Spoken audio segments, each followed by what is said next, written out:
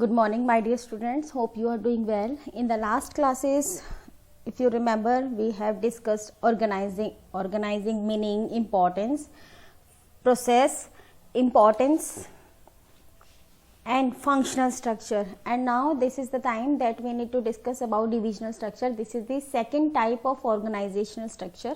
So let's read it very carefully. It is also very different kind of structure which an organization is having. अगर आप normal life में किसी company का structure देखेंगे तो आप पाएंगे कि यस डिविजनल स्ट्रक्चर भी होता है. जैसे अमूल है, अमूल जो कंपनी है वो क्या करती है, बहुत सारे प्रोडक्ट्स बनाती है. मान लीजिए अमूल बटर है, अमूल मिल्क है. अगर मिल्क का एक अलग से सब कुछ सेटअप है एंड बटर का एक अलग से सेटअप है एंड अमूल आइसक्रीम्स का अलग से सेटअप है, तो ऐसी चीजों को हम बोलते हैं बच्चे डिविजनल स्ट्रक्चर. ऐसे स्ट्रक्चर ऑफ ऑर्गेनाइजेशन को हम बोलते हैं divisional structure. So here also managing director है बट उनके अंडर ये टेक्सटाइल, पूरा का पूरा टेक्सटाइल इन्होंने अलग कर दिया है. सीमेंट से रिलेटेड जो भी काम होगा वो सब अलग है. फूड अलग हो गया, कंप्यूटर अलग हो गया. मीन्स ये structure, this structure is best suitable to that organisation which manufacture more than one product. अब वो क्या करेंगे कि अगर हम just like take an example of this food products, तो उसी के अंदर दैट पर्टिकुलर फूड प्रोडक्ट्स में क्या होगा, उनका अपना प्रोडक्शन डिपार्टमेंट होगा, finance department, sales and personal department. इसी तरीके से आप टेक्सटाइल में भी करेंगे. Textile is also having such kind of many department जो भी उसको जरूरत रहेगी, राइट. तो इस तरीके से हम जो है अपने जो स्ट्रक्चर को है, we divide our structure on the basis of the products we manufacture. But in functional structure we divide our organisation और we prepare our structure on the basis of the function which an organisation has to perform. Next, let's read the meaning. When the organization is producing more than one type of product and serving a number of distinctive markets, divisional structure is considered more suitable. Different market, distinctive markets है, different products है, many type of products है, इन सब में यही इस्तेमाल होता है बच्चे, ठीक है. सो ये इसके जो है बच्चे that is keywords. Divisional structure is an organisation design where in there are separate divisions for different products, each division having functions like production, marketing, finance etcetera. Each divisional head is required to look after all functions related to the product और market territory. So divisional head बना देते हैं. Divisional head क्या करते हैं, वो अपना अपना काम करते रहते हैं. वो उस प्रोडक्ट, पर्टिकुलर प्रोडक्ट से रिलेटेड जितने भी फंक्शंस हैं वो परफॉर्म करते हैं. Just have a look on the figure. Managing director, CEO, इसके under this managing director has CEO of books, CEO of periodicals, stationery, music and movies and etcetera. So इस तरीके से हम प्रोडक्ट्स को डिवाइड कर देते हैं. एग्जाम्पल इन्होंने दे रखा है एलटी जो कंपनी है. एलटी कंपनी के अंदर ये सारे इतने सारे काम होते हैं, पावर, फाइनेंशियल सर्विसेज, इन सबको अगर हम अलग अलग कर दें then what we have are divisional structure. अगर आपसे कोई पूछा जाए बताइए एलटी कंपनी में कैसा स्ट्रक्चर है, डिविजनल स्ट्रक्चर. अमूल कंपनी में कैसा स्ट्रक्चर है, डिविजनल स्ट्रक्चर है, ठीक है. Mother dairy is also producing many products. इससे क्या होता है, स्ट्रक्चर, आप खुद सोचिए आपको स्ट्रक्चर की क्यों जरूरत है, ताकि हमारा काम बहुत अच्छे से चल सके. इसी तरीके से जो डिविजनल स्ट्रक्चर है, फंक्शनल स्ट्रक्चर है, या मैनी मोर स्ट्रक्चर जो that you will get to know in your BCom और MCom at your MCom level, ये सारे आपके ऑर्गेनाइजेशन के स्मूथ फंक्शनिंग के लिए बहुत ज्यादा जरूरी होते हैं. Next, examples of divisional structure on the basis of product के बेसिस. जैसे मैनेजिंग डायरेक्टर है, कॉस्मेटिक अलग ले लिया, मेडिसिन, गारमेंट्स एंड फुटवेयर, उसके अंदर हमने बहुत सारे डिपार्टमेंट ले लिए as I told you earlier. Examples ये भी हम ले सकते हैं. हम क्या कर सकते हैं इसमें, नॉर्दर्न डिवीजन, ईस्टर्न डिवीजन, मतलब हम territory wise on the basis, ये है this is on the basis of product है. हमने प्रोडक्ट के बेसिस पे जो है बच्चे इसको डिवाइड किया है. बट हेयर हमने किसके बेसिस पे इसको डिवाइड किया है? We divide on the basis of territory. हमने टेरिटरी के बेसिस पे डिवाइड किया, मीन्स नॉर्दर्न डिवीजन हमने अलग ले ली, eastern southern division, north south east west, सारी डिवीजन हम अलग कर सकते हैं ऐसे। Next example, V Guard limited, a leading company in Kerala, engaged in diversified business। Already वो बोल रहा है डाइवर्सिफाइड बिजनेस है, electrical, textiles, amusement parks etcetera. Each of this have different departments, namely marketing to production. और हर एक का अपना अपना डिपार्टमेंट है, इसका मतलब ये डिविजनल स्ट्रक्चर की ही बात कर रहा है, ठीक है। ये जो इसका कीवर्ड बच्चे ये होता है डाइवर्सिफाइड, एंड ईच डिपार्टमेंट मतलब सबके अपने अपने डिपार्टमेंट है।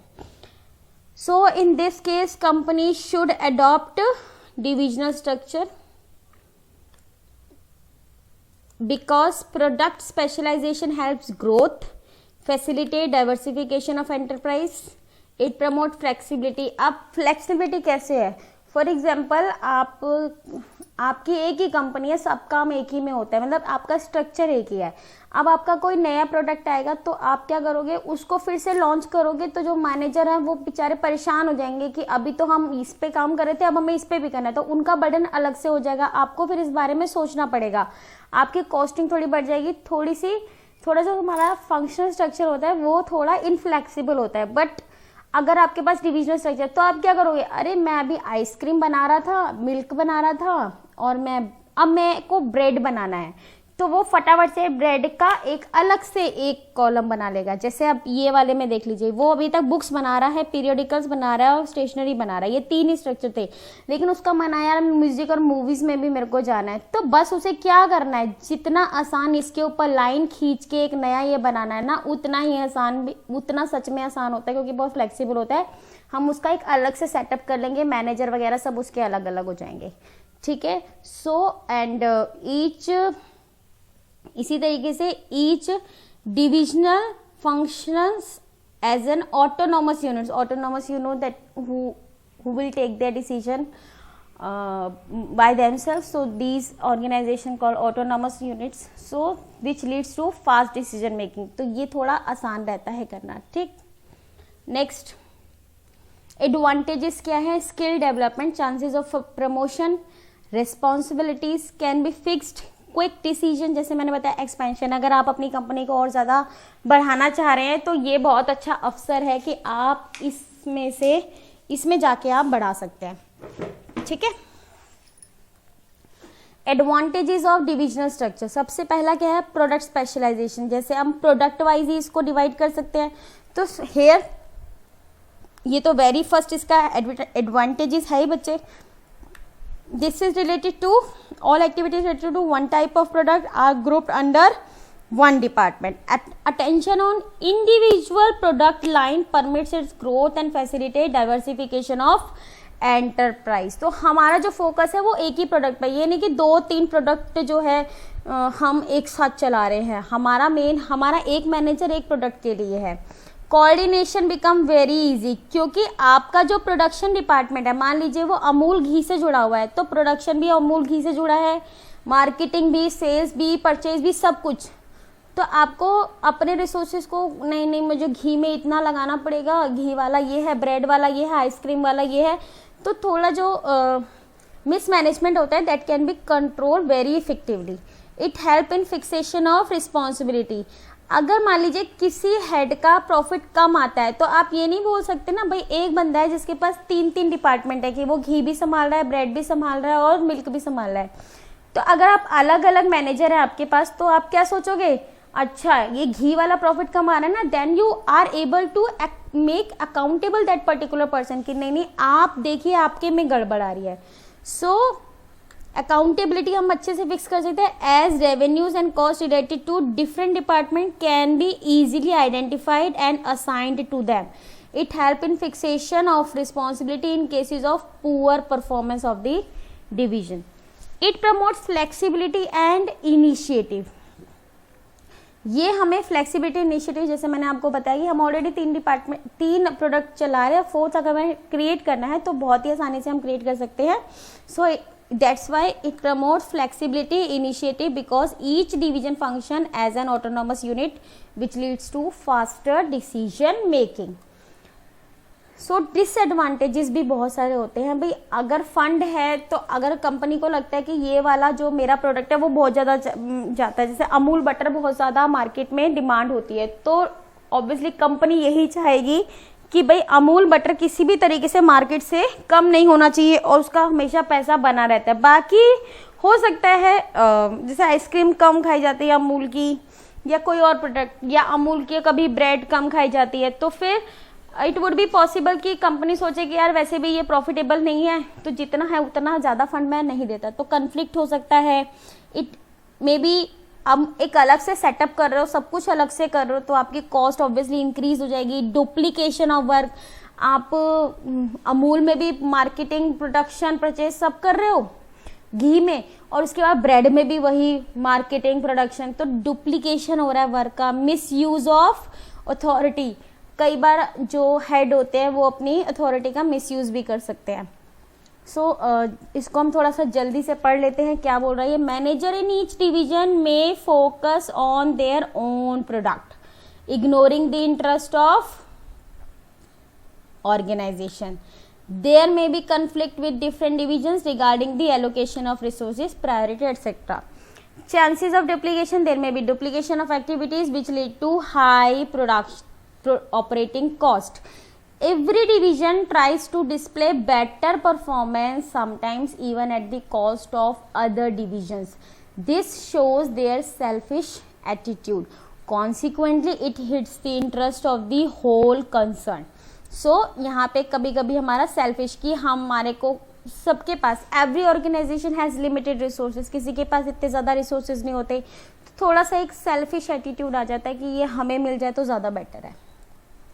लार्ज वैरायटी ऑफ प्रोडक्ट्स, ये बहुत इंपॉर्टेंट है कि सूटेबिलिटी काउंट करनी है कि भाई ये कहाँ सूटेबल है. ये वाला जो स्ट्रक्चर है, तो ये वाला स्ट्रक्चर सूटेबल है जहाँ पे लार्ज वैरायटी ऑफ प्रोडक्ट्स हो, organisation work in various parts of the country. बहुत दूर दूर तो मैनेज करना बहुत ज़्यादा मुश्किल हो जाता है, इसलिए बेटर है कि उसको एक अलग ही डिवीजन मान ली जाए. नेक्स्ट, यहाँ पे हमने थोड़ा सा डिफरेंस दिया, आपकी बुक में डिफरेंस अवेलेबल होगा, please do right that difference functional और डिविजनल स्ट्रक्चर का, which is also very important. और आपको ये इसलिए भी इम्पॉर्टेंट है when you get case studies, जब आपको बताना पड़ेगा कि ये फंक्शनल है कि डिविजनल है, तब आपको ये बहुत ज़्यादा फ़ायदा करता है. ठीक है, तो आप इसके जो डिफरेंस है वो अच्छे से पढ़ लीजिएगा. तो मैं थोड़ा थोड़ा आपको बता देती हूँ. फंक्शन ये फंक्शन पे बेस्ड होता है, और ये प्रोडक्ट लाइन पे, जैसे जैसे प्रोडक्ट लाइन आपकी बढ़ती है मीन्स डिफरेंट प्रोडक्ट्स वैसे. This is based on function, this is based on products. Difficult to fix departments but easy to fix department, क्योंकि सबका अलग अलग होता है. It is difficult, it is easy. Obviously ये इसमें इतने ज़्यादा डिपार्टमेंट नहीं होते हैं, एक ही चाहे 2 भी प्रोडक्ट हो, सबका डिपार्टमेंट एक ही रहता है, तो ये थोड़ा सस्ता पड़ता है, बट ये थोड़ा महंगा पड़ता है. इसमें difficult for a multi product, जिस कंपनी में बहुत ज़्यादा प्रोडक्ट इस बनते हैं उसके लिए ये फंक्शनल डिपार्टमेंट जो है बेकार है ये, लेकिन ये इजी है उनके लिए जिनके मल्टी प्रोडक्ट बनते हैं. तो ये थोड़ा सा डिफरेंस है, आपको पढ़ने में भी आसान रहेगा, तो आप केस स्टडीज़ भी अच्छे से कर पाएंगे. ठीक. सो अब हम बात करते हैं फॉर्मल ऑर्गेनाइजेशन की और इनफॉर्मल ऑर्गेनाइजेशन की. बहुत इंपॉर्टेंट है, और सबसे अच्छी बात तो है कि ये हद से ज़्यादा इजी भी है, हद से ज़्यादा इजी है. फॉर्मल ऑर्गेनाइजेशन क्या होती है और informal organisation. Just take the example of your school. Your school is a formal organisation. ठीक है, और फॉर्मली आप सबका रिलेशन कैसा है? एक फॉर्मल है, एक क्लास में सारे बच्चे बैठते हैं, सारे बच्चे एक जैसी ड्रेस पहनते हैं, सब चीज़ें एक ही टीचर उन्हें फॉलो करता है. अगर मैं किसी को काम देती हूँ, चाहे कि आप उसको जाके बोलो, अगर एक मान लीजिए एक बंदा मॉनिटर है और मैं उसको बोलती हूँ कि आपको ये सब चीज़ें मॉनिटर करनी है क्लास में, तो चाहे वो XYZ किसी बंदे से बात करता है नहीं करता है, उसके टर्म्स अच्छे हैं या नहीं है, लेकिन being a monitor, being the formal relationship between you and the class, आपको वो करना पड़ेगा. राइट. बट इनफॉर्मल में क्या होता है, उसी फॉर्मल क्लासरूम में आपके अपने दोस्त हैं, आपके अपने सोसाइटल रिलेशनशिप है, जिसमें आप खुल के कुछ भी आपस में डिस्कस करते हैं। क्लास के बाहर भी दूसरी क्लास के साथ आपके रिलेशनशिप हैं जो इनफॉर्मल है, जिसको मैंने नहीं बनाया, स्कूल ने नहीं बनाया, वो आपने खुद बनाया, उसके रूल रेगुलेशन आपके खुद के हैं, तो उसे बोलते हैं इनफॉर्मल ऑर्गेनाइजेशन। एंड जो हमने बनाया है, जो रिटर्न में है, वो फॉर्मल, और इसके बारे में हम पढ़ेंगे, ये भी बहुत बार पेपर में आता है। So formal organisation refers to the organisation structure which is designed by the management, which is design by the management. The keyword is कि इसको कौन डिजाइन करता है, मैनेजमेंट डिजाइन करता है, to achieve our organisation goal. Obviously whatever we do in our class we do to achieve the organization goals.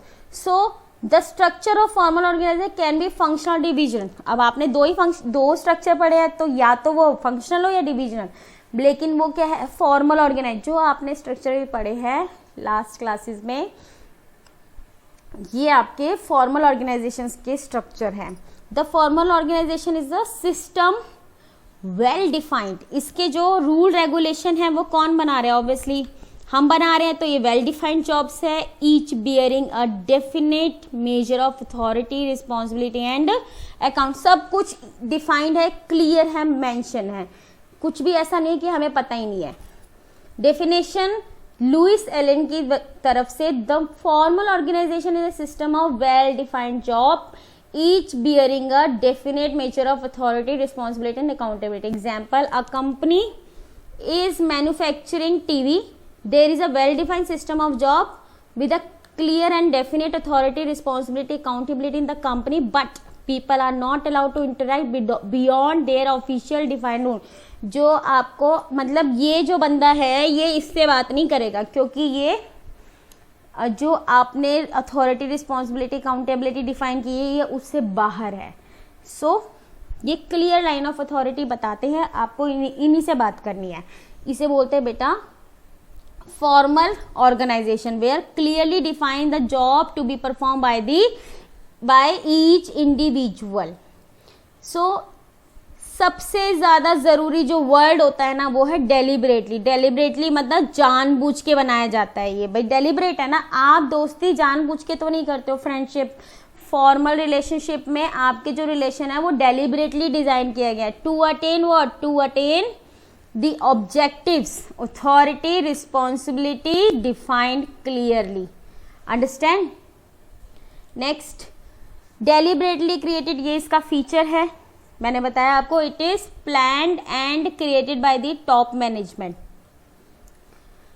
Defined superior subordinate, इनके जो relationship है सुपीरियर सबऑर्डिनेट के, सुपीरियर कौन, that person who supervise the subordinate. Subordinate means, superior means boss and subordinate जो उसका काम करेगा। Superior subordinate का रिलेशनशिप क्लियरली डिफाइंड होगा। इस सबऑर्डिनेट को पता होगा कि मुझे कौन देखेगा, सुपीरियर को पता होगा कि उसे किसे देखना है, और सबऑर्डिनेट को पता होगा कि क्या क्या उसकी responsibility. Official lines of communication, communication means वो लाइन जिससे मैं XYZ बंदे से बात करूंगी, वो भी फॉर्मली ऑफिशियली डिफाइंड है। जैसे आपकी कोई प्रॉब्लम है, first what you do, you come to the monitor, अगर मॉनिटर नहीं है क्लास का, then you come to the teacher, then the concern teacher we go to the concern subject teacher, then head of the department, then आगे main principal. अगर उससे उनसे भी बात नहीं संभलती है देन हम आगे जाते हैं। तो ये क्या है, this is official line of communication. Emphasis on work, work पे एम्फेसिस है, और जो इनफॉर्मल रिलेशन है वो वर्क पे फोकस नहीं है, वो हमारे मेंटल प्रेशर को कम करता है, इसलिए हमारे को जिसके साथ अच्छा लगता है बात करने के लिए हम उससे फ्रेंडशिप करते हैं। रूल्स एंड प्रोसीजर, डेफिनेटली जो रूल्स एंड प्रोसीजर होते हैं वो बिल्कुल स्टैंडर्ड है और आपको क्लियरली डिफाइंड होते हैं। इजी टू फिक्स रिस्पॉन्सिबिलिटी, ऐसी अगर ऑर्गेनाइजेशन आपके पास है तो आपका एडवांटेज क्या है, सबसे बड़ा एडवांटेज है आपको पता है कोई गलती करेगा तो आप बता पाओगे कि who is responsible. So it is easier to fix responsibility since mutual relationship are clearly defined. No overlapping of work. Work में कभी ओवरलैपिंग नहीं है, एक बंदा एक ही काम कर रहा है, उसे जो करना है वो वही कर रहा है, ठीक है, दूसरा बंदा दूसरा काम कर रहा है। इंश्योर्स यूनिटी ऑफ कमांड, यहाँ पे सब एक दूसरे की बात सुनते हैं। यूनिटी ऑफ कमांड हमारा क्या है बच्चे, ये हमारा 14 प्रिंसिपल, फ्योल के 14 प्रिंसिपल में से एक प्रिंसिपल है। ये क्या बताता है कि एक पर्सन को एक ही बॉस होना चाहिए, उसको एक ही जगह से कमांड मिलना चाहिए। बहुत सारी जगह से कमांड मिलता है, that person becomes confuse and not able to perform 100%। So यहाँ पे अच्छे से आप क्लियरली डिफाइन करते हो रिलेशनशिप, तो ऑब्वियसली यूनिटी ऑफ कमांड का पालन होगा, ये आज चीज आप इंश्योर कर लेते हो। वर्किंग कैसी होगी, सब कुछ सिस्टमैटिक होगा and coordination should be number 1। So formal structure अगर है तो it ensures proper coordination of activities in various departments. इसके कुछ नुकसान भी है, जैसे मैंने आपको बताया कि डिले हो जाता है। आपको जब भी हम रूल रेगुलेशन को फॉलो करते हैं, आप चाहे गवर्नमेंट ऑफिस में चले जाइए कि पहले आप यहाँ जाइए, फाइल ऐसे जाएगी फिर ऐसे जाएगी, तो हमारा डिसीजन कैसा हो जाता है, वी आर इन डिले। तो हम थोड़ा सा डिले मोड में चले जाते हैं, नो स्कोप ऑफ क्रिएटिविटी। क्यों? क्योंकि रूल्स है, रूल्स को हम बदल नहीं सकते, तो हम उसको अकॉर्डिंग टू सिचुएशन चेंज ही नहीं करते। जब हम अकॉर्डिंग टू सिचुएशन चेंज ही नहीं कर पा रहे हैं जिस चीज़ को, तो क्या होगा, हमारी क्रिएटिविटी क्या हो जाएगी बेटा, हमारी क्रिएटिविटी हो जाएगी 0। And we are emphasising only on work. और हम ये भूल जाते हैं कि जो ह्यूमन बीइंग है वो एक सोशल एनिमल है, सोसाइटल उसका इम्पैक्ट सबसे ज़्यादा रहता है। वो खुश रह के काम करेगा, प्रेशर लेस काम करेगा, तो उसका काम और अच्छा होगा। लेकिन जब बिल्कुल फॉर्मल ऑर्गेनाइजेशन रहती है तो इंसान जो है अपने ऊपर कम टाइम स्पेंड कर पाता है और एक समय में जाके वो परेशान हो जाता है और उसकी जो एफिशिएंसी है वो कम हो जाती है।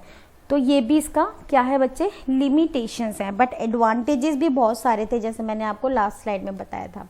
अब हम बात करते हैं इनफॉर्मल ऑर्गेनाइजेशन। देख लीजिए आप पिक्चर में कैसे खुश नजर आ रहे हैं ये लोग, because it is developed within the organisation, developed spontaneously, अचानक, and network of social relationship. खुश रहते हैं ये लोग।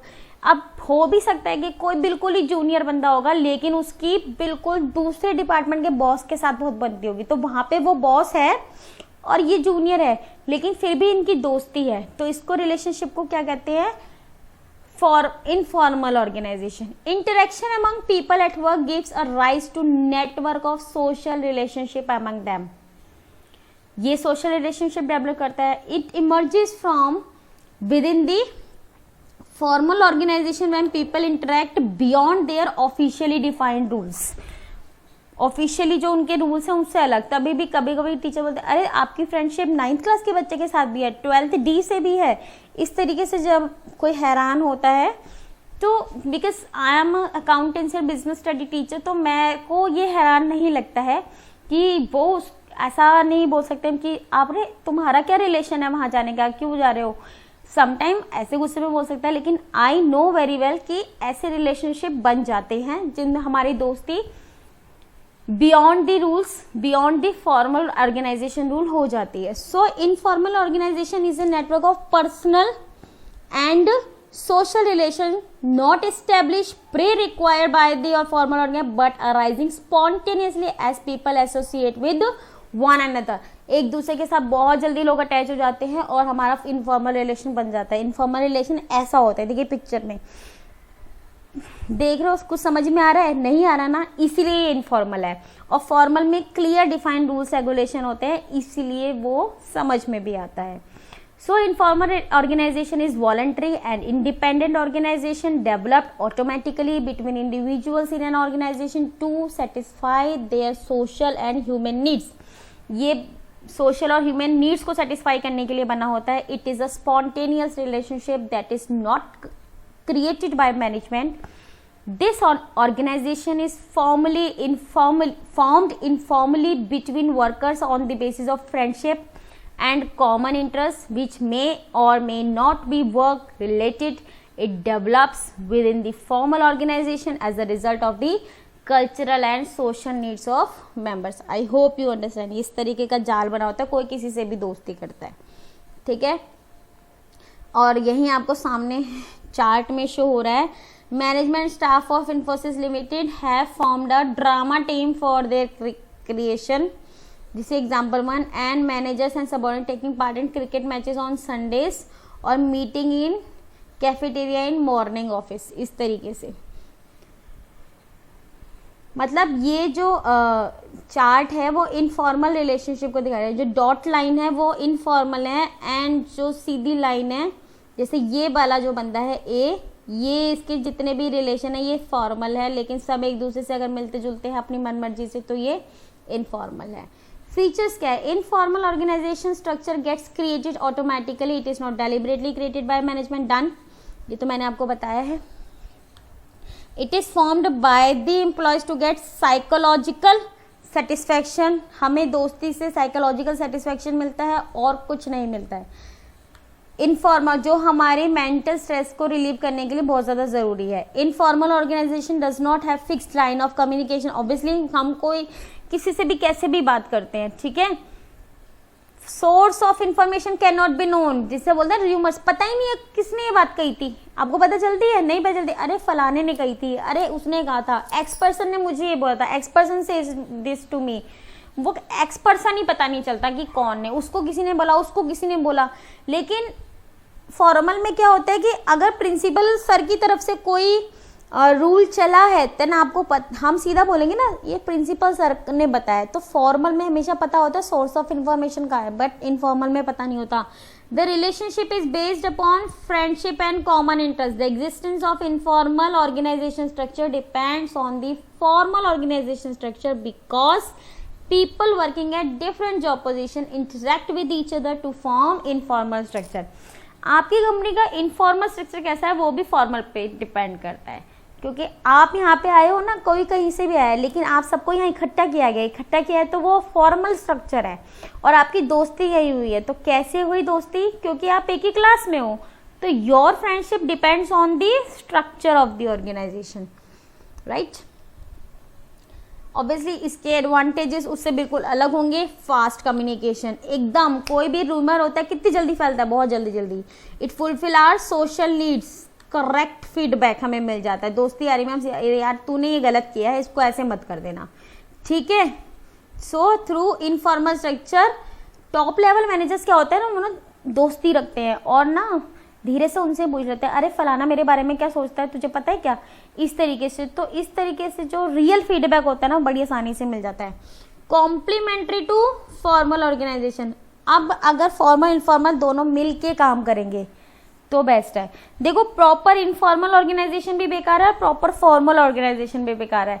अगर आपसे कोई क्वेश्चन पेपर में पूछेगा कि बताइए आपने दोनों पढ़ रखी हैं फॉर्मल और इनफॉर्मल, तो आप क्या कहोगे? खुशी खुशी में ये मत बोल देना कि इनफॉर्मल ऑर्गेनाइजेशन नहीं, ज़्यादा इनफॉर्मल हो जाएगी तो लोग अपने ऑर्गेनाइजेशन के गोल को सीरियसली नहीं लेंगे, इस पर मजाक मजाक में लेंगे ना। तो there should be a mixture of formal and informal structure, so it is a complementary to formal organisation and meet the personal needs. ये है पिक्चर में आपको दिख ही रहा होगा, ये है हमारा इनफॉर्मल जिसका कुछ नहीं पता, और ये हमारा फॉर्मल तरीके से बना हुआ है।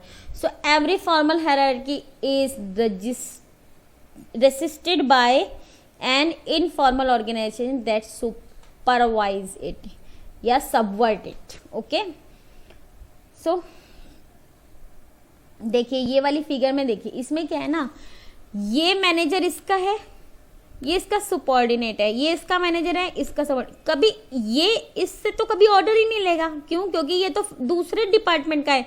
लेकिन क्या इन दोनों में दोस्ती हो सकती है? बिल्कुल हो सकती है, तो हुई ना दोस्ती।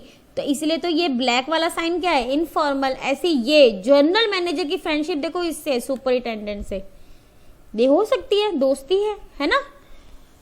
नेक्स्ट डिसएडवांटेजेस क्या है? सबसे बड़ा डिसएडवांटेज ये है कि इनफॉर्मल ऑर्गेनाइजेशन में र्यूमर ज्यादा उड़ते हैं, असली तो बात बहुत कम होती है, र्यूमर्स बहुत उड़ते हैं। It more emphasise on individual interest, इसका मेन फोकस होता है individual, may bring negative results, लड़ाई झगड़े भी बहुत होते हैं इसके अंदर, ठीक है। So if informal organisation opposes the policies and changes in manager, अब मैनेजमेंट ने कुछ पॉलिसी चेंज की और इनफॉर्मल सारे लोग मिल गए और मैनेजर्स के खिलाफ हो गए, तो क्या होगा? मैनेजर निकाल देगा। तो अब ऑर्गेनाइजेशन को क्या हो जाएगा? ये वाला पार्ट बहुत डिफिकल्ट हो जाएगा हैंडल करना। So then it becomes very difficult to implement them in organise. तो कई ऑर्गेनाइजेशन जो होती हैं वो इसीलिए इनफॉर्मल ऑर्गेनाइजेशन को बिल्कुल भी पसंद नहीं करती हैं। और ये डिफरेंस है। देखिए फॉर्मल इनफॉर्मल सुनने में भी आसान लग रहा है और सच में आसान भी है, लेकिन आता भी ज़रूर है। तो प्लीज़ इसे अच्छे से पढ़ लीजिएगा, इसका डिफरेंस भी आपको कॉपी में लिखना है। तो थोड़ा सा मैं बता देती हूँ कि ये डेलिब्रेट होता है, मतलब जानबूझ के क्रिएट होता है। इनफॉर्मल कैसा होता है, वो ऑटोमेटिक होता है।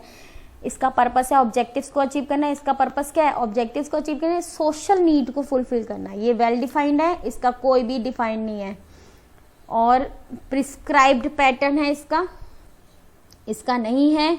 इसके जिसकी अंडरस्टैंडिंग जैसी होगी वैसी दोस्ती बनेगी। ऑफिशियल लाइंस या managers, leadership chosen bye members, stable, ये स्टेबल है फॉर्मल। और ये छोटी है भाई, अभी यहाँ पे आप सब साथ हो तो दोस्ती है, आगे चले जाओगे तो फिर दोस्ती नहीं रहेगी। लेकिन बाकी हमारे रिलेशन जैसे हम यहीं पे रहेंगे तो ऐसे ही रहेंगे। Rigid structure, strict, not strict, independent, depend on formal. Formal कभी भी किसी पे डिपेंड नहीं होता, वो अपने रूल खुद बनाता है। लेकिन इनफॉर्मल जो है, फॉर्मल जो स्ट्रक्चर है आपका, उसके ऊपर डिपेंड करता है। होप आपको समझ में आया हो। नेक्स्ट क्लास में हम इसके आगे का पढ़ेंगे, लेकिन मैं साथ साथ इसके आपको केस स्टडीज भी 2 से 3 केस स्टडीज जो है आपके साथ डिस्कस कर लेती हूँ, सो दैट आपको एक आइडिया हो जाएगा कि कैसी केस स्टडीज आती हैं। A company has been registered under the Companies Act with an authorized share capital of rupees 400 crore. Its registered office is situated in Mumbai and manufacturing unit in a backward district of Karnataka. Its marketing department situated in Hyderabad. देखो कितनी कुछ कर्नाटक में, कुछ मुंबई में, कुछ हैदराबाद में। तो company is manufacturing consumer goods. तो आपको क्या बताना है, with the help of a diagram please suggest a suitable organisation structure and 3 limitation of this organisation. तो सबसे पहले सुटेबल तो हमारा डिविजनल स्ट्रक्चर है। हम क्या करेंगे, मैनेजिंग डायरेक्टर प्रोडक्ट 1, प्रोडक्ट 2, और हमने क्या किया, परचेज, मैन्युफैक्चरिंग, मार्केटिंग, 3 ही उसके बारे में बताया था। देखो ये मैन्युफैक्चरिंग ये रही, मार्केटिंग ये रही, एंड परचेज डिपार्टमेंट भी यहीं पर है। ठीक है, तो हमने इन तीनों में बाइफरकेट कर दिया।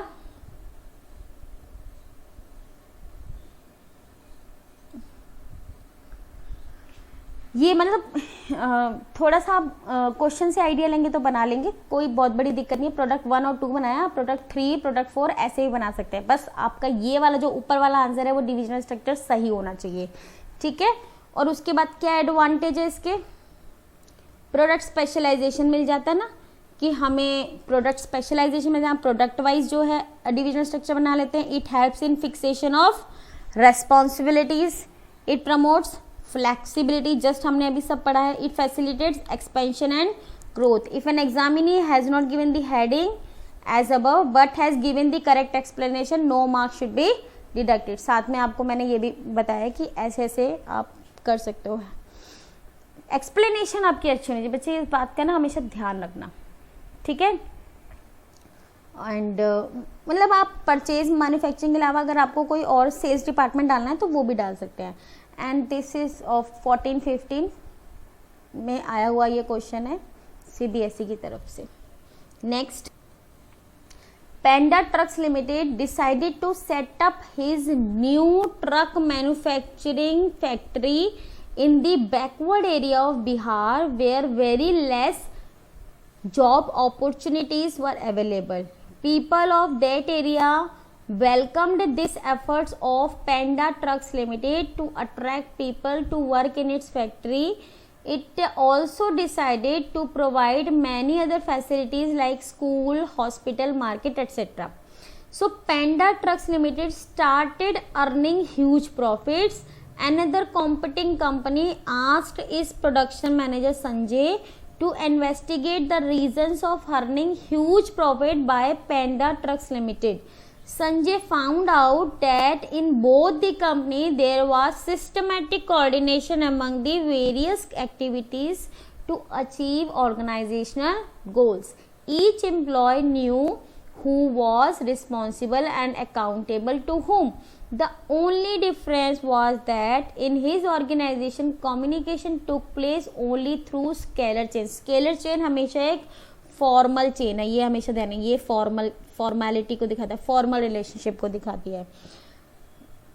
Whereas Panda Truck Limited was allowing flow of communication in all the direction as per the requirement, which lead 10 faster spread of information as well as quick feedback. ठीक है, तो ये आपको पता चला इनफॉर्मल ऑर्गेनाइजेशन तो ये हो गया. इसके बाद हम इसके एडवांटेजेस लिख देंगे जो मैंने आपको बताए थे, एंड वैल्यूज तो एग्जाम में लिखनी नहीं है. एक और क्वेश्चन हम ले लेते हैं ऐसा ही केस स्टडी का. AVM Limited set up its electric appliances manufacturing factory in a backward area of Himachal Pradesh where subsidies are provided by the government and labor is available at cheaper rates. AVM Limited was able to produce its products at low cost, thereby generating enough points in the first year itself. It was because of the fact that the limits of authority and responsibility of the employees were clearly defined. जहाँ पे ये word लिखा होगा ना बेटा कि responsibility authority clearly defined है, वो समझ जाइएगा आपका जो सब कुछ फॉर्मल तरीके से चल रहा है ना. Activities of various departments were coordinated and integrated. The production manager of the company also came to know about the availability of raw material at cheaper rates from a vendor.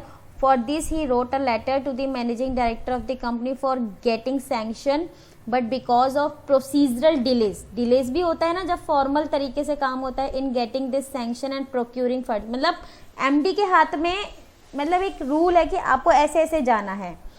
And procurement funds from finance manager, the order could not be placed. So identify the type of organization. Question अब इसके अंदर आपको ये भी दिख रहा है कि सेंट्रलाइजेशन बहुत है ना, कि भाई सारे काम सेंट्रलाइज हो रहे हैं, लेकिन उसने बोला टाइप, कौन सी टाइप का ऑर्गेनाइजेशन है जिसकी वजह से led to the procedural delays and because of which company could not get the advantage of procuring raw material. So वो किस टाइप का है, ये है formal organization. State and advantage of the type of organization identified in above in a means जो above में किया है, other than those discuss in the above case, and state any two values. दो मैंने आपको बोला वैल्यूज अब आती नहीं है. सो इसका जो आंसर है वो है फॉर्मल ऑर्गेनाइजेशन. एडवांटेजेस क्या हैं, इसका एडवांटेज है कि इसमें यूनिटी ऑफ कमांड बहुत अच्छी रहती है, ये बहुत अच्छे तरीके से अकम्प्लिश कर पाता है कोर्स को क्योंकि सब कुछ रूल रेगुलेशन के हिसाब से चलता है. It provide stability to the organisation as behaviour employees can be fairly predicted. और हम रिस्पॉन्सिबिलिटी भी अच्छे से बता सकते हैं कि भाई ये बंदा रिस्पॉन्सिबल है. तो जितने भी एडवांटेजेस हैं जो इसमें ऊपर वाले यानी कि पॉइंट ए से रिलेटेड है वो आप यहाँ पे मेंशन कर सकते हैं. So that's all for today class. Hope you like the video. आप अच्छे से पढ़ लीजिए और ऐसी ही केस स्टडीज आप पूरे करते रहिए. Thank you so much.